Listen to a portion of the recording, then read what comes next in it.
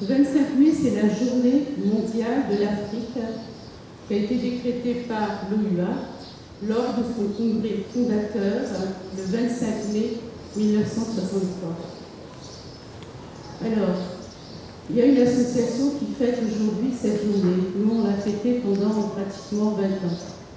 Il faut savoir que cette journée n'est pas reconnue, ni institutionnellement, qui place le 20 décembre comme étant la fête CAF.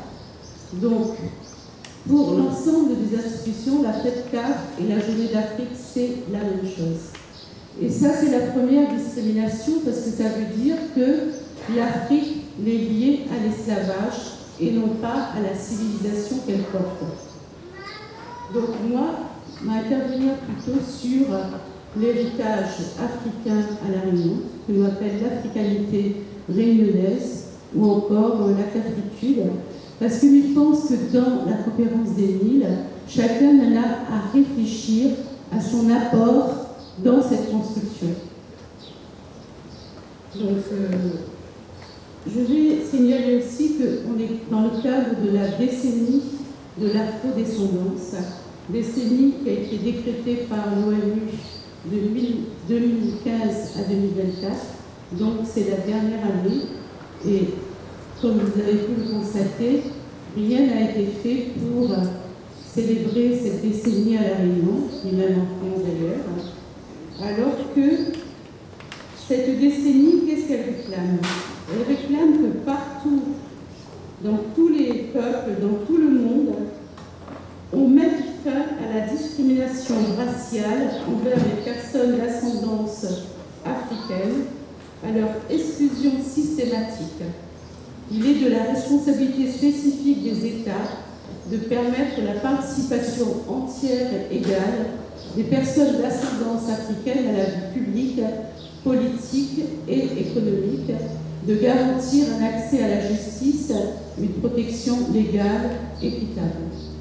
On en est loin de ça à La Réunion, tout simplement parce que cette part de la population réunionnaise, du peuple réunionnais, est encore méconnue, discréditée, discriminée, dévalorisée, parce que trop liée à la honte, trop liée à l'histoire de l'esclavage, coincée dans cette dimension, dans cette haine.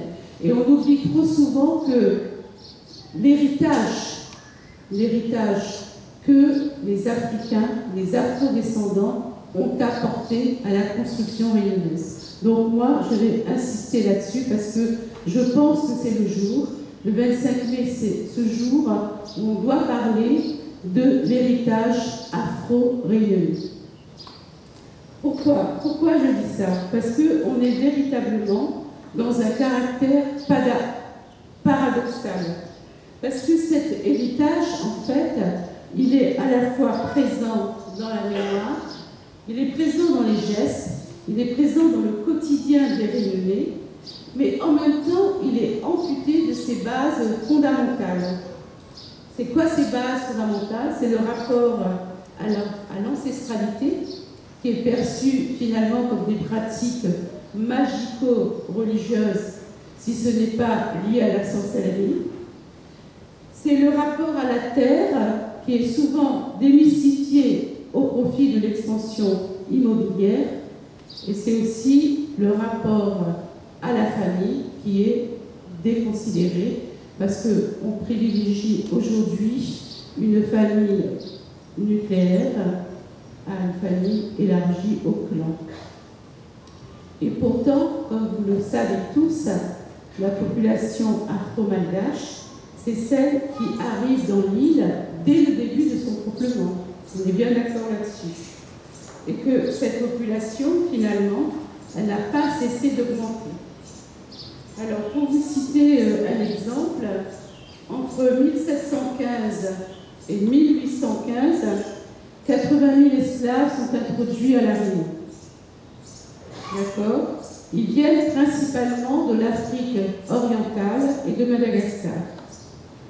Aujourd'hui encore, si nous suivons en fait le recensement de mars 1999, commandité cette fois-ci par le ministère de l'Outre-mer, Sur une population de 700 000 habitants à l'époque, on compte 35% de Cafres d'origine africaine et malgache, 25% de Malbars, 25% de Blancs d'origine européenne, auquel il faut ajouter 5% de Oreilles, 4% de Chinois et 3% de Arabes. Je voudrais aussi citer Edith Wong Icam, qui révèle qu'il y a eu des unions entre les Chinois et les femmes noires dès 1844. Il en est de même pour les autres groupes, dans la mesure où le ratio entre les hommes et les femmes a demeuré longtemps déficitaire, de une femme pour 5 hommes, voire même une femme pour 10 hommes. Vous l'aurez compris, là où je veux en venir, le patrimoine CAF est d'abord un patrimoine génétique. Et l'on peut se demander aujourd'hui quel est celui d'entre nous qui ne porte pas ce gène en lui. C'est donc à la fois un patrimoine insistant et en même temps absent de l'espace public, dans les instances politiques et administratives, absent dans la ville, un patrimoine rendu invisible du fait de la capture et de la transmutation de sens.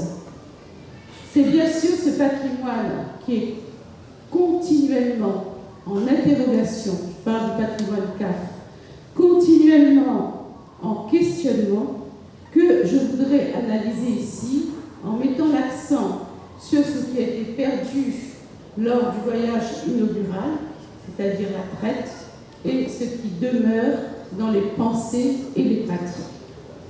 Et pour cela, je dirais que le voyage du CAF, de l'afrodescendance, est à lire dans ce contexte d'invasion de l'Afrique, un voyage sémantique d'abord, puisque les différentes ethnies peuplant l'Afrique à l'époque des explorations arabes et portugaises vont être regroupées sous le même nom, les CAF, les Elches, les Noirs. Les CAF, ce sont donc pour eux tous ceux qui refusent à se soumettre à l'islam et par extension tous ceux qui sont frappés par la vindicte religieuse qui fait des enfants de Cham des enfants maudits et aptes à l'esclavage. C'est important de rappeler dans quelle idéologie est né l'esclavage, a été mis en place le système esclavagiste. Donc l'islamisation et la christianisation. Donc, bien sûr, c'est cette dénomination que l'on porte encore aujourd'hui, que les Réunionnais d'origine africaine et malgache portent encore aujourd'hui. Alors, faut-il s'en plaindre ou se l'approprier? Comme dit Césaire, CAF je suis et je suis fier.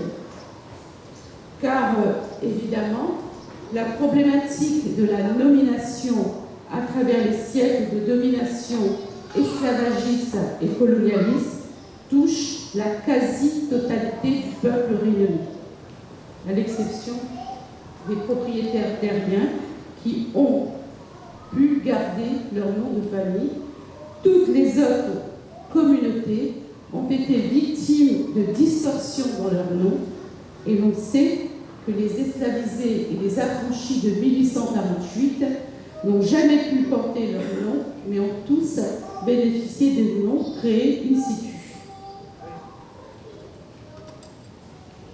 Donc, nous ne pouvons parler du patrimoine africain sans relater cette douleur, cette stupeur, qui va désormais inscrire la plainte et pour longtemps dans nos pensées, dans nos revendications, dans notre art.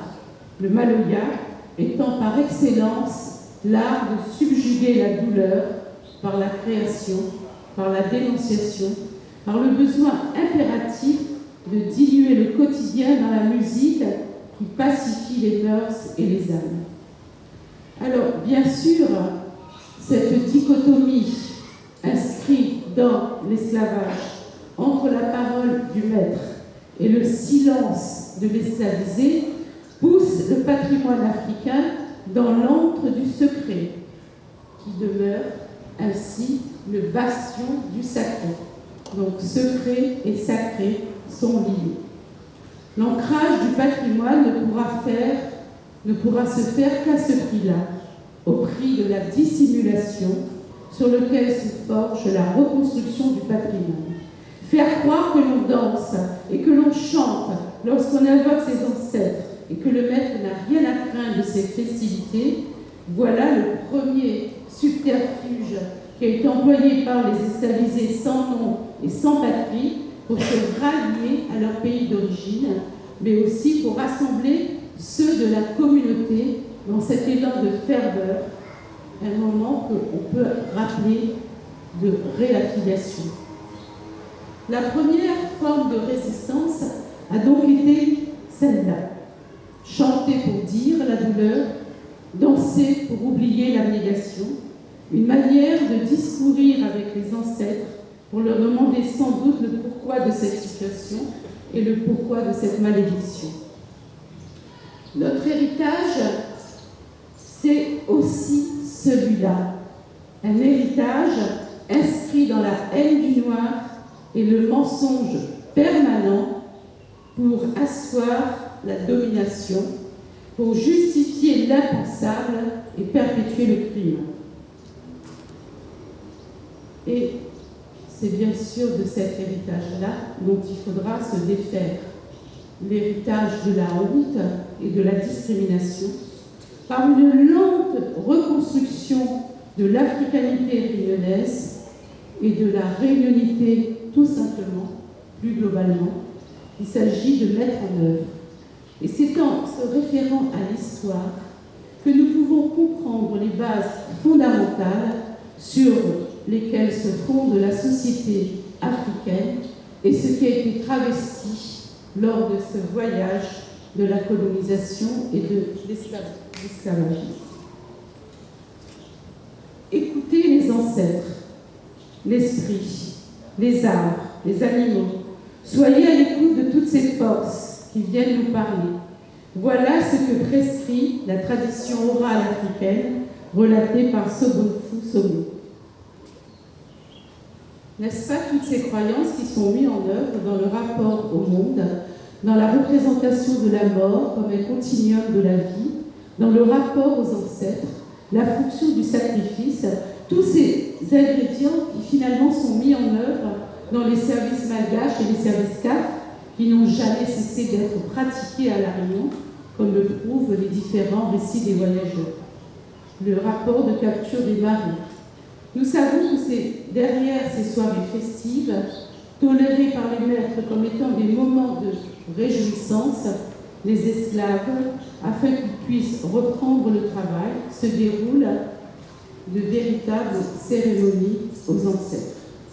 Ces cultes étaient aussi pratiqués d'ailleurs par les barons qui reconstituaient le village africain en malgache à l'intérieur des refuges, à l'intérieur des montagnes des refuges, qui, bien qu'ayant porté les noms malgaches, n'en recueillaient pas moins des Africains hostiles à l'esclavage et qui partaient vivre leur dignité au milieu des bois et des montagnes, en rétablissant ainsi leur relation fondamentale aux esprits de la nature.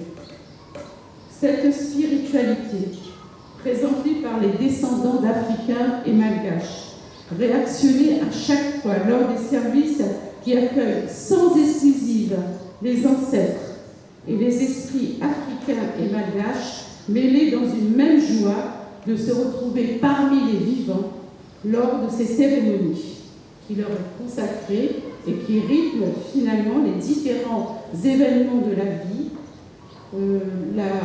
la présence ou la bienveillance d'un ancêtre qui n'aurait pas été honoré, la richesse, la pauvreté, la maladie, la mort, le malheur, toute une série d'étiologies culturelles qui sont imprégnées lors de ces services. Parce que c'est de ça qu'on parle.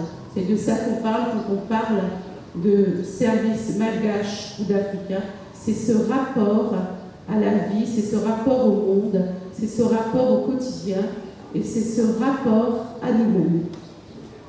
Donc, ce que je veux dire par là, c'est que ce patrimoine immatériel, qui se présente sous l'aspect de culte régulier, revêt la plus haute importance au sein des familles qui pratiquent ces cultes depuis plusieurs générations et celles de plus en plus nombreuses aujourd'hui qui se réaffilient à ces cultes.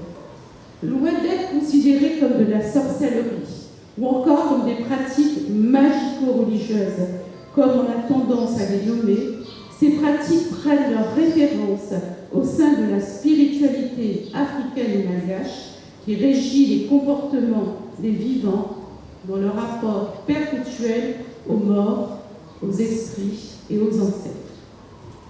Donc ça, c'est le rapport à l'ancestralité. Mais nous pourrions dire la même chose du rapport à la terre. Le rapport à la terre comme lieu sacré, la terre, nos ancêtres, où habitait il n'y a encore pas très longtemps, dans les années 70, le clan, la famille élargie. Dans l'esprit des descendants d'esclaves et des engagés, ceux qui ont travaillé sur la plantation, qui sont devenus des colons, le rapport à la terre est déterminant. Lorsqu'ils parlent de terrains héritiers, dans leur esprit, c'est un terrain qui leur revient de fait, du fait qu'ils l'ont exploité depuis des générations, qu'ils habitaient les camps, et lorsqu'ils travaillaient pour les gros propriétaires terriens, ceux-là même qui les logeaient pour les avoir à leur disposition, mais qui leur avaient fait aussi la promesse de leur donner ce petit lopin terre. Une parole qui engage normalement. Mais ce terrain sur lequel ils ont habité pendant plusieurs générations, ils ont dû le quitter lorsqu'arrive la modernisation urbaine, les immeubles effacent les cours et les familles sont déplacées. C'est l'histoire des camps et de tous ces quartiers des Hauts accostés à un champ de canne, à une usine séculière. L'histoire d'une spoliation et d'un effacement. Aucune redistribution n'a été faite par ces usiniers qui, pendant des années, ont entretenu un rapport paternaliste avec leurs employés, leur promettant une parcelle de terre pour un service sans faille.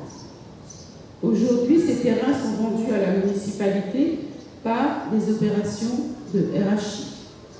La réforme foncière n'a pas pris en compte cette réparation. La loi sur l'occupation trentenaire a été abrogée. Tous les occupants sans titre ont été expulsés, à la différence de ceux qui ont résisté, comme la famille Adékalon et les frères Akas à Zubeuf. Alors ceux qui ont pu garder leur terre ont pu faire perdurer leurs pratiques religieuses. Les autres ont été transférés dans les immeubles et ont dû arrêter toute sorte de pratiques. Or, si l'on revient à l'héritage africain, le rapport à la terre est un rapport sacré. Cheikh Anta Diop dit que la terre, c'est la terre mère de l'humanité. La terre ne peut pas être appropriée, elle ne peut être que partagée, elle demeure à l'époque une propriété sociale collective. C'est un petit peu l'idée d'habiter la cour, d'habiter le clan. La famille qui habite dans la cour partage cette terre en commun. Alors, n'est-ce pas cela qu'il faut entendre quand les fils d'engagés indiens et africains se plaignent de cette spoliation de leur terre et de leur expulsion. On a encore parlé aujourd'hui de l'injustice au niveau de l'appropriation des terres, l'expulsion du terrain de leurs ancêtres qui ont vécu là durant des années et qui légitimement auraient dû devenir des propriétaires. Combien d'habitants aujourd'hui, combien de planteurs sont des occupants sans titre? Combien des habitants des champs sont devenus des occupants sans titre? Et je finirai mon propos par le rapport à la famille. Tout cela, vous avez bien compris, je le place dans l'héritage africain. Et quand je dis que tous, c'est génétique, le patrimoine génétique CAF qui est en nous, ça veut dire qu'on le porte tous en nous. Le rapport à la terre comme lieu sacré, le rapport à la spiritualité et enfin le rapport à la famille. Gilles Gérard, dans sa thèse « La famille esclave comme résistant », qualifie ces familles de familles maries. Pourquoi? Parce qu'elles ont dû garder leur structure familiale malgré le code noir. Pour cela, ils ont dû inventer. Et quand je parle de construction, c'est aussi cette invention. Ils ont dû inventer, malgré et contre l'avis des maîtres, une forme de regroupement familial qui leur a permis de maintenir des liens familiaux et de transmettre une forme de parentalité orale, une mémoire familiale. Ce qui explique qu'à l'abolition de 1848, 75% des affranchis ont pu se réinscrire dans leur filiation. Donc ça, c'est pour vous dire que la famille, c'est un phénomène important et qu'elle continue aujourd'hui à fonctionner sur le modèle du clan. Et l'on voit encore aujourd'hui les membres d'une même famille habiter dans la même cour, si ce n'est dans le même appartement, où se posent bien évidemment des problèmes de promiscuité. Le problème de la cohabitation, des cohabitations des jeunes adultes reste un problème central au vu des déficits des logements sociaux et du taux de chômage qui se révèle particulièrement catastrophique pour les jeunes. Mais nous savons que la famille reproduit un modèle traditionnel basé sur le regroupement familial et la possibilité pour chaque enfant d'avoir une case sur la propriété familiale.